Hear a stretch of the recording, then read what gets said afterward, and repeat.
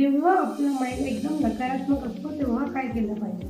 जर ती गोष्ट आपण एखाद्या दुसऱ्या व्यक्तीला सांगितली, त्याच्याने गॉसिप तयार होतात, भांडणांचा विषय वाढतो किंवा ती व्यक्ती तिसरी लागते, चौथीला असं सांगत सगळीकडे स्प्रेड होतं. तर अवॉइड दॅट की दुसऱ्यांना सांगणं. तो ते कोणाला सांगू शकतो, तोपर्यंत आपण कोणाशी तरी बोलत नाही, तोपर्यंत आपला माइंड फ्रेश होत नाही. बेटर आयडिया एकदम सिंपल, तुम्ही यूज करून बघा. एक डायरी घ्यायची, डायरी आणि पेन घ्यायचं, त्याच्यामध्ये डायरीमध्ये तुमच्या जे काही निगेटिव्ह थॉट्स होतात, जे काही येतात, आवर्जून सगळं डिटेल पूर्ण लिहून काढायचे आणि पूर्ण पेज भरण्याचं मागून जितकं वाटतं तेवढं सगळं लिहून टाका. लिहिल्यानंतर तुमचा माइंड रिलॅक्स होईल. त्यानंतर ते पेन घ्यायचं, काढायचं, पेन्सिल मध्ये टाकायचं, आपल्याला काढी घ्यायचं आणि पेटवून द्यायचं. म्हणजे काय होते, निगेटिव्ह थॉट्स होते आपल्या माइंड मधले, त्याचा आपण काय केलंय, कचरा केलेला आहे. परत ते थॉट्स आपल्यापर्यंत येणार आणि आपला माइंड रिलॅक्स होईल आणि आपल्या डोक्यात जे होतं की आपल्याला कोणाला तरी सांगायचं, तुम्ही डायरी लिहिल्यानंतर काय परत जर वाचायला गेलं तर परत मग विसरू शकतो. तर बेटर पेज कट करायचं, काढून त्याला पेटवून द्यायचे, म्हणजे परत ती आयडिया येणारच नाही. जो टॉपिक स्प्लिट न होता तो तिथला तिथे मार्च होईल आणि पुढे कॉम्प्लिकेशन ज्या गोष्टी वाढणार त्या वाढणार नाही. तुम्ही पॉझिटिव्ह राहू शकतात आणि तो इतरांनाही पॉझिटिव्ह राहू शकतात. Thank you so much.